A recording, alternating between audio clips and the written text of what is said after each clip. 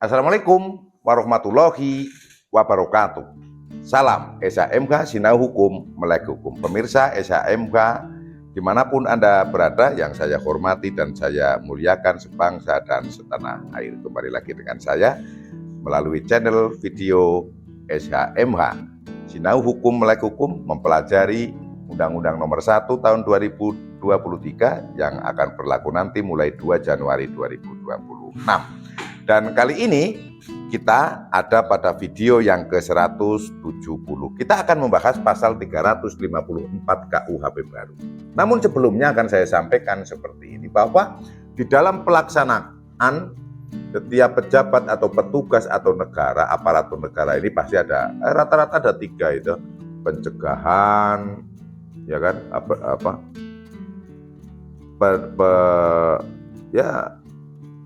preemptif, preventif, represif. Ada 3 ini. Jadi kalau preemptif itu ya sosialisasi, menyampaikan, himbauan itu kan. Namun himbauan itu kayaknya sudah masuk ke preventif ya, sudah masuk ke pencegahan. Kalau penyuluhan, sosialisasi, sehingga agar ada pemahaman hukum, ada pemahaman peraturan perundang-undangan, itulah yang dilakukan untuk secara preemptif. Ini kalau di dunia hukum. Kalau di dunia kesehatan ya sosialisasi kebersihan kan, itu kan ya, sosialisasi jangan membuang sampah sembarangan, sosialisasi tentang makanan yang bergizi, itu preemptif kan gitu. Kemudian kalau preventifnya ya harus dicegah. Ada ibu-ibu posyandu ngecek itu kan supaya tidak terjadi stunting, posyandu ngecek ibu hamil supaya ibunya sehat, anaknya juga sehat gitu kan. Ini namanya preventif atau termasuk imunisasi, itu preventif. Kalau di polisi ya patroli kan gitu kan. Kemudian ya penyelidikan, patroli, sambang, Pak Babinsa, Pak Babin Kamtipmas, itu namanya preventif. Kemudian kalau ini sudah preventif dan masih ada kejadian, berarti represif, penindakan. Berarti harus menangkap pelaku. Kalau Pak polisi ini penyidik menangkap pelaku, memeriksa saksi, itu mengamankan barang bukti, itu sudah represif. Kalau di dunia kesehatan, represifnya ya tindakan mulai dari IGD, pemeriksaan, sampai mungkin bisa pengobatan, juga bisa jadi dilakukan semacam operasi gitu kan, untuk mengangkat penyakitnya, untuk menyembuhkan si pasien. Rata-rata 3 itu: preemptif, preventif, represif. Nah, di sini saya akan menyampaikan bahwa yang memiliki preemptif, preventif itu tidak hanya aparat penegak hukum ya, jadi semuanya sama, cuman kadang namanya aja yang berbeda-beda. Nah, kadang ada suatu kegiatan yang mencurigakan atau berpotensi, itu harus dihilangkan, harus dinetralisir, harus ditiadakan supaya tidak menimbulkan kekacauan yang lebih tinggi. Itu preventif. Namun demikian, walaupun itu langkah-langkah preventif, karena untuk keamanan, ketertiban masyarakat, maka di dalam KUHP ini diatur di pasal 354. Sehingga ada sanksinya. Supaya apa? Supaya tidak terjadi kekacauan yang lebih. Bunyi dari pasal 354 KUHP baru adalah setiap orang yang berkerumun atau berkelompok yang dapat menimbulkan kekacauan dan tidak pergi sesudah diperintahkan sampai 3 kali oleh pejabat yang berwenang atau atas namanya dipidana dengan pidana denda paling banyak kategori 2. Dendanya 10 juta. Nah ini, kalau dibantah dengan posisi, wah kan kita memiliki kebebasan berkerumun, kita memiliki kebebasan berserikat. Kenapa kita itu berkerumun, berkelompok kok tidak boleh? Itu Undang-Undang Dasar 45 Pak yang mengatakan begitu. Saya warga negara Indonesia. Oke, kalau berkerumunnya, kalau berkelompoknya itu baik, is oke, baik-baik saja, malah bagus. meningkatkan kerukunan masyarakat, meningkatkan persatuan. Namun perlu dipahami unsurnya, jadi jangan generalisir. Unsurnya adalah yang dapat menimbulkan kekacauan. Jadi dalam keadaan tertentu, contoh ini kan, ada kelompok 20 orang geng di sini, dan kemudian ini sudah paham, dan ada geng lagi di seberang sana, 20 orang lagi, yang kemungkinan geng ini akan tawuran. Nah, informasi ini diketahui oleh masyarakat, yang masyarakat melaporkan kepada petugas yang berwajib, entah itu ke Polsek, entah itu ke Satpol PP, entah itu ke Koramil, atau mungkin ke perangkat yang lain. Maka di sini dituliskan, makanya pejabat yang berwenang untuk mengatasi ketertiban umum, ketertiban masyarakat itu banyak, mulai dari Babinsa, Babin Kamtibmas, Koramil, Kecamatan, Pol PP, Trantip, mulai dari kepolisian.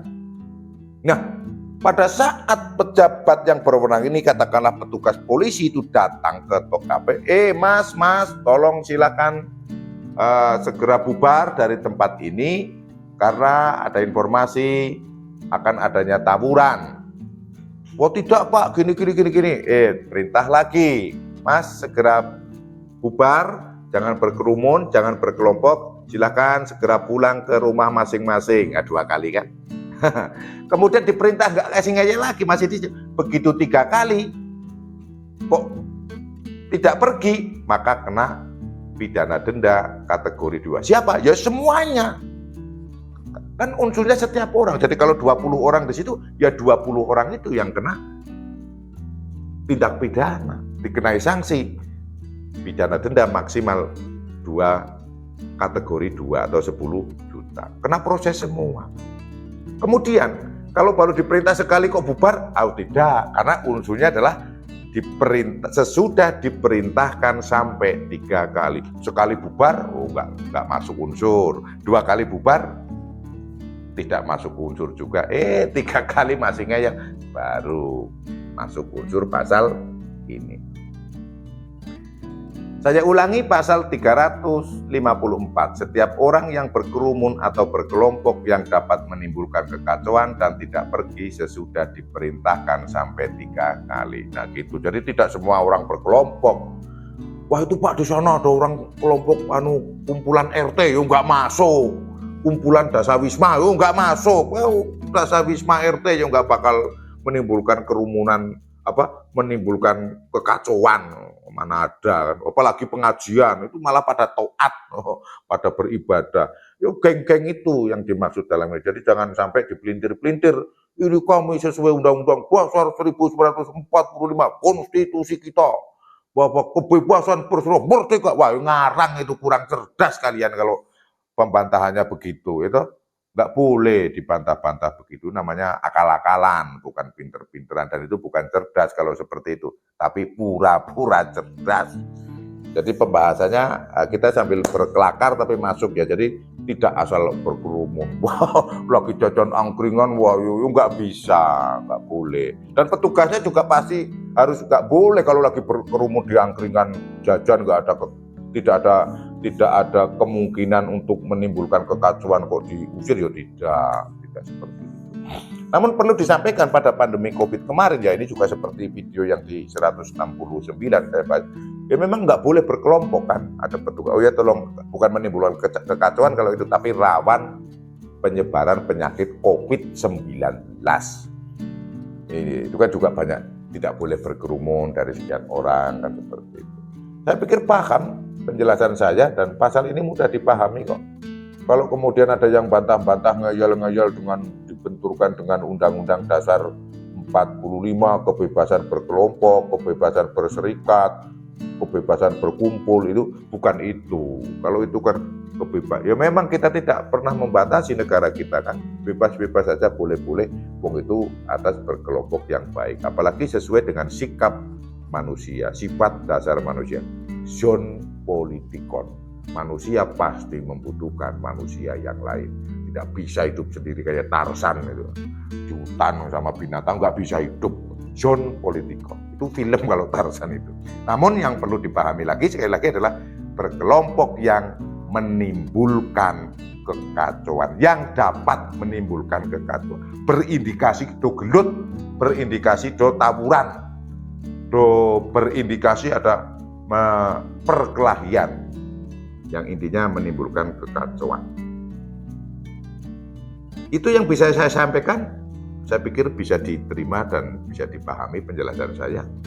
Semoga bisa dipahami sekali lagi, dan apabila ada salah kata yang saya sampaikan, mohon dimaafkan dan dimaklumi. Tidak bosan saya sampaikan, tonton semua video SHMH dari awal sampai akhir agar tidak gagal paham, jangan di-skip-skip.